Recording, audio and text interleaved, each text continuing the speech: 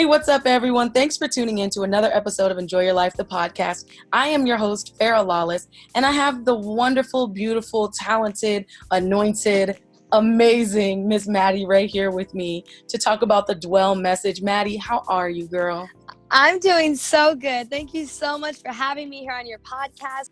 Thank you so much for being here. So tell the people a little bit about who you are and what you do. My name is Maddie Rey. I'm 20 years old. I'm a Christian recording artist, a youth speaker. I sing, I dance, I preach, and now I'm an author because I just released my first book called The Dwell Book. And so really just doing a lot of different things. I do ministry for young people. I do that through my music. I do that through the resources that I put out and the content that I have, and really just using everything that God has given me to really just reach a young generation and encourage them with the message that God has given me called Dwell. And so right now I'm on tour, and we're just traveling around, really just ministry, letting God just lead in this journey and see as many young people reached as we can. You said that you're 20 years old. Wow, you are a young woman on fire for God.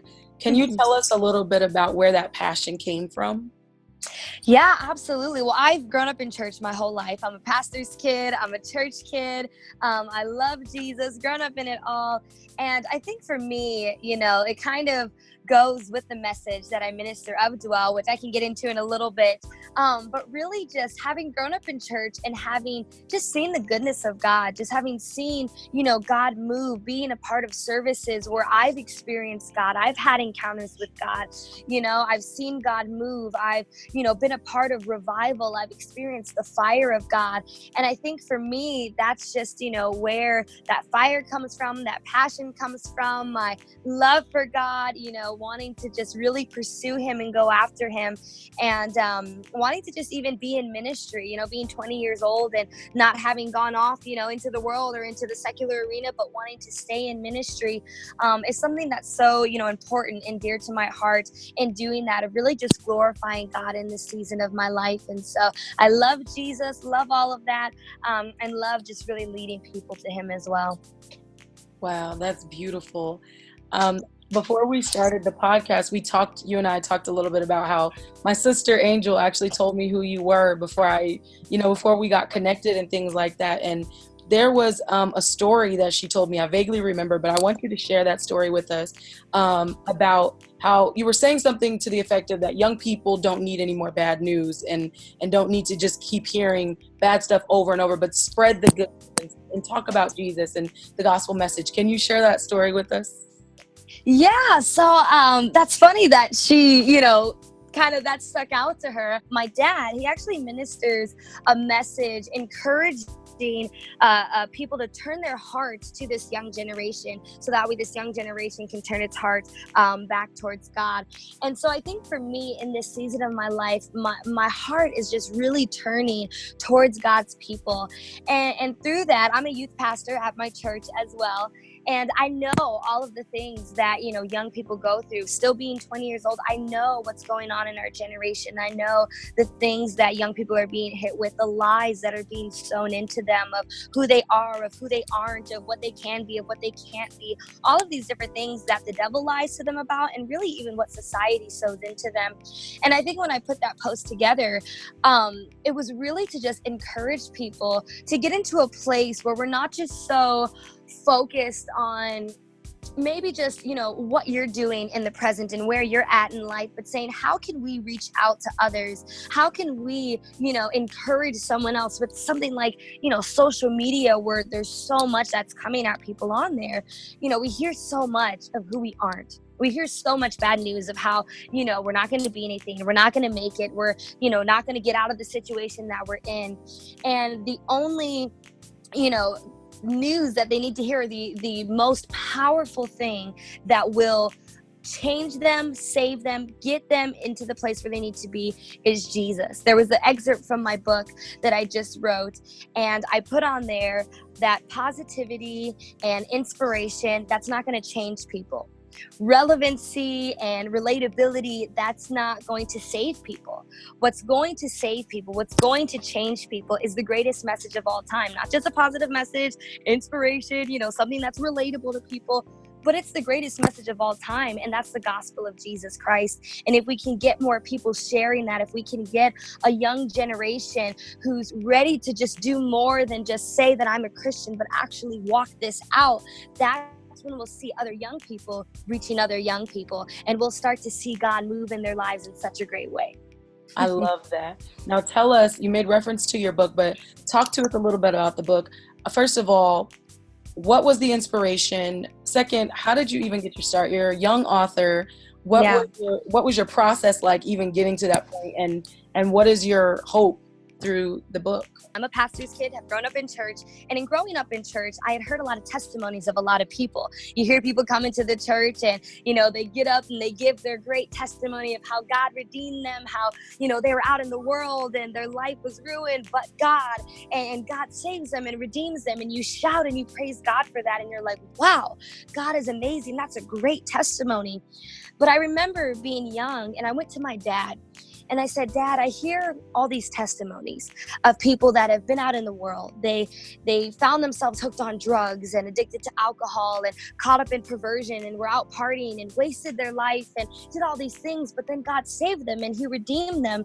And I told my dad, I'm like, that's not my testimony. I'm like, what am I going to tell people? I'm like, I'm just someone that's grown up in church. I don't have this amazing testimony. And that's when my dad looked at me and he said, Maddie, the greatest testimony you could ever have is to say that you've never left the church and that you've served God all the days of your life. And when he told me that, that sparked such a fire on the inside of me to say, I want to live out that testimony. And it's the greatest testimony, not because it's better than anyone else's testimony, but it's because it's what God intended. God intended for us to be in his house, for us to be in his presence, for us to be in his will and in the purpose and the plan that he has for our life. It's no different than this. We see a fish when it gets outside of the water. I go fishing with my dad. You throw that line in, you catch a fish, you get it out. What happens when that fish is outside of water? The struggle is real because it's outside of the place that it was created to be. And it's the exact same thing for us when we're outside of the church, when we're outside of what God had planned, his presence. That's when we can't function. That's when we struggle. And so through that, God took me to the scripture in the Bible in Psalms 27 verse 4, where it says, one thing I desire, this only do I seek, is to dwell in the house of the Lord all the days of my life. And from there, he gave me the dwell message, where now I go out and I encourage young people to dwell in the house of the Lord. I tell them that you don't have to leave the church. You don't have to walk away from God. You don't have to feel like you have to go out into the world to find your identity and to find purpose. I tell young people all the time, I can't tell you what it's like to drink. I can't tell you what it's like to smoke. Can't tell you what it's like to have sex, party, to do all of that. I can't tell you what that's like because that's not my testimony. But I can tell you how to live your life for God, how to be on fire, and how to have a passion for Jesus and love him with everything that's inside of you. And I have found that message, it speaks to the hearts of young people because that's the life that young people want to live. But they've been told a lie that that's not a real testimony, that's not significant, that's not important, that you need to go out into the world and live a little bit of life to have something to say. But that's not what God intended. Being in the church, being in his presence, that's exactly where you're supposed to be. And so in the book, I share that entire message. And I also share my testimony of growing up in the church and really just being able to relate to pastors' kids and church kids and some of the struggles that they face growing up in that, but ultimately encouraging them to dwell, empowering them to confidently and to really live the life that God created them to live. So that's a kind of long, short version of what the entire book is about. Wow. So I'm over here almost in tears. Oh. Because I have a very similar testimony. I grew up in church. My father's a bishop, been in church. My dad started pastoring the year that I was born. So I literally was born and raised in church as a pastor kid. And I had the same testimony, and for a long time, I would be like, yo, God, what's good? Because people are telling me I need to go do this and I need to go do that and, all these different things. And I didn't believe those lies, obviously. I'm like, you're crazy because I know what the Bible tells me. Yeah. But I had the same situation where I'm like, I don't have that testimony of going out and doing all of these things that God told me not to do. How do I relate to people? How do I draw them if I can't relate to them or connect with them based on something that they were involved in as well. And God gave Yeah. me something very similar. Just be who you are and spread Yeah. that light and share that love. And that is how you are going to draw them. He said, with loving kindness have I drawn you. So it doesn't, Yeah. not neglecting what others have gone through, not neglecting their testimony or saying that it's invalid, but just shedding light on the fact that everyone has something that they can talk about. These are the testimonies that young people need to hear. Why? Because I'd rather prevent young people from living a life that they have no business living than being ashamed of the place that I'm in and the testimony I have and letting people go out there. Young people need to hear that testimony. I was at a show one time and I gave my testimony and told them exactly what I told you. And right after me, there was another speaker that came up and his testimony was the exact opposite. He had done everything in the world. He even went to jail, had killed someone, had done drugs, drank, all of that stuff. I just gave the exact opposite. This is awkward. He came up to me afterwards and he said, I would have rather had your testimony than have had to stand up here and tell these kids my testimony. And he said, that's the testimony these kids need to hear because that's the life that they need to live. And so I commend you for your testimony as well. Thank you so much. Yeah. Wow. I know that you're on tour right now and you're going around and you're singing and, you're ministering. Tell us what that experience is like for you.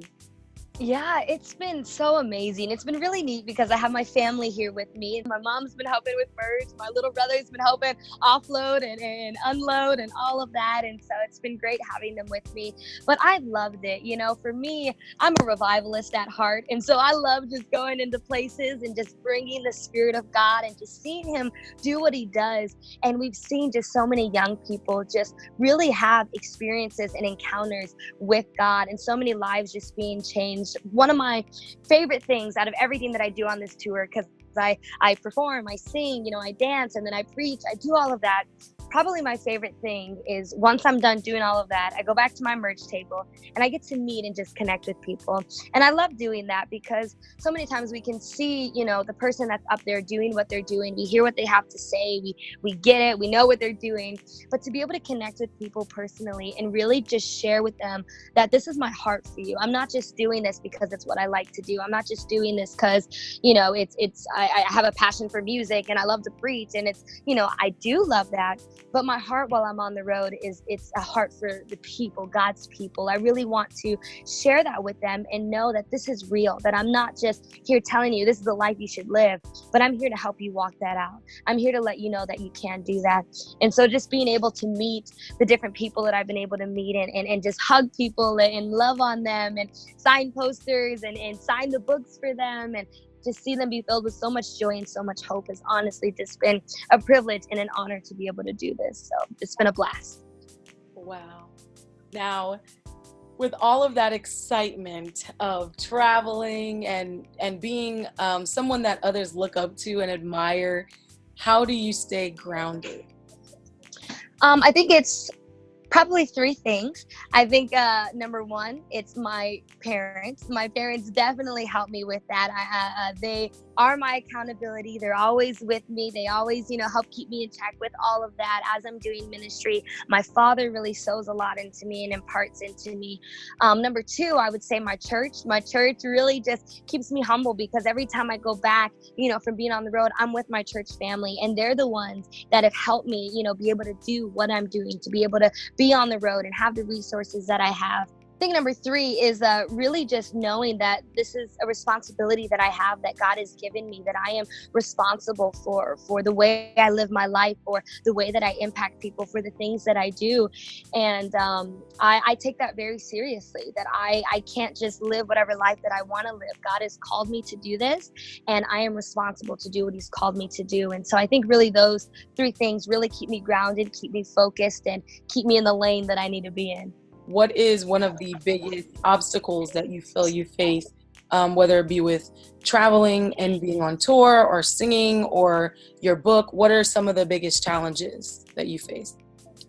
I think, let me see. Probably one of the biggest challenges I think that anyone can face, anyone, especially that's in ministry, is sometimes you can get so busy doing God's work, doing his will, being in ministry, that you get a little bit too tired after doing the ministry to go spend time with the one that's called you to do the ministry. And I think that's something that I'm really having to be disciplined in, is really after pouring out, having the discipline to not just sleep and think I'm going to get renewed from that, but go to God and know that he's going to be the one to fill me back up, so that way I can continue to pour out. So that's something that's, I wouldn't say it's an obstacle, but it's something that for me, I know I have to do better in that, so that way I can give more, because you can only give as much as what's inside of you. And so to be able to keep going back to God and saying, God, you've called me to do this. I have to receive from you and be in this place with you where I'm spending time with you. This is, this is our time, not just because, hey, God, give me something to pour out, but like, hey, I'm going to spend this time with you, a genuine time. And I know that through that, I'll have so much more to give those that I'm pouring into. Wow. I think we're pretty much like the same person for some reason. Because I've done awesome. the same exact thing. And actually with my blog, with Enjoy Your Life, I've been blogging since 2015. And there was a time in the very beginning of my blog that God just put it at a complete halt. Because he's like, you're so busy pouring out into other people, you're not letting me fill you up. And he had to really just isolate me, where it was just me and him, literally like just me and him. And he had to teach me, like, it's good that you're doing what I've given you to do. It's good that you're helping others. It's good that you're empowering. It's good that you're doing ministry. And at the time I was working 3 jobs. I was teaching Bible studies. I was the minister of music, working with the youth department, doing everything. And then, like you said, going home depleted, not having energy or feeling like not having time. And so God isolated me and was like, hey, listen, you've got to learn how to balance me and everything else, because without me, you're going to just be smithereens anyway. Like, exactly. So we have like the same, I don't know how I didn't know you before. We have the same life, and it's nice to meet you, twin. That's awesome. Oh my gosh, I love it. So before you go, tell the people how they can connect with you and purchase your book, listen to your music, hear your message. Tell us how we can find you. So I'm definitely all over social media. On Instagram, you can follow me there at official Maddie Rey. Facebook, official Maddie Rey. Twitter, I am Maddie Rey.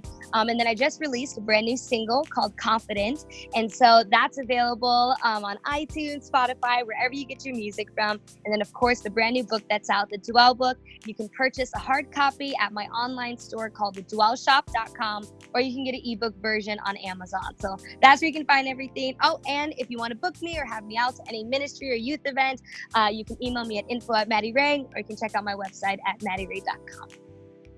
Perfect. Thank you so much. Thank you to the listeners for tuning in to another episode of Enjoy Your Life, the podcast.